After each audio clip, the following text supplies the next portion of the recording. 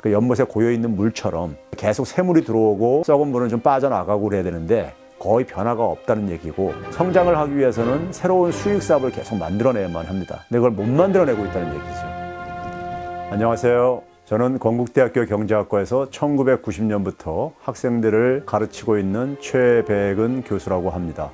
반갑습니다. 지금 경제 상황을 한마디로 표현하면요, 중산층들이 저소득층화가 되고 있고, 그다음에 저소득층들은 빈민화가 되고 있다고 표현할 수 있습니다. 우리나라 전체 가구 중에서 하위 50% 정도가 명목소득이 후퇴를 하고 있습니다. 또 다른 표현으로 한다면은 일자리가 줄어드는 속도가 새로운 일자리가 만들어지는 속도, 취업률 측면인데요, 보다 빨라지고 있습니다. 그리고 핵심 노동력층들의 일자리가 줄어들고 있습니다. 그러니까 40대, 50대, 30대 후반으로 이렇게 내려오고 있고, 반면에 65세 이상 고령층들의 일자리는 증가하고 있는 상황이니까 일자리의 질적인 측면 속에서도 우려스러운 측면이 상당히 증가하고 있는 이런 상황입니다. 고용 악화 상황하고 가계소득의 이런 악화 상황이 사실은 오래전부터 진행됐던 것들입니다.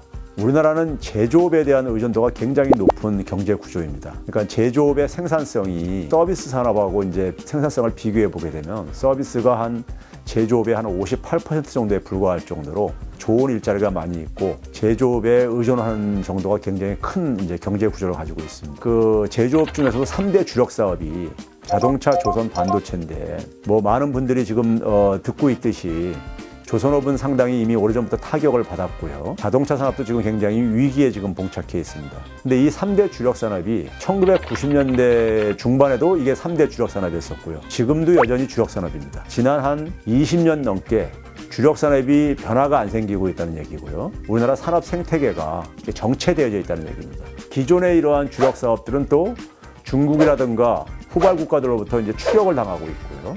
자동차 산업 같은 경우는 사업 재편이 근본적으로 일어나고 있습니다. 지금은 이제 전기차를 비롯해서 친환경차, 자율주행차, 그다음에 차량 공유 사업 등으로 이 사업이 전면적으로 좀 재편되고 있습니다. 그러니까 완성차 시장이 이게 약화돼가고 있는 겁니다. 근데 이 부품 회사들한테도 엄청난 타격이 될 수밖에 없어요. 전기차로 바뀌게 되면은 기존에 그러니까 내연기관 중심의 부품이라든가 중간재 같은 경우들은 필요가 없게 돼버리고 전기장치로 바뀌게 되는 겁니다.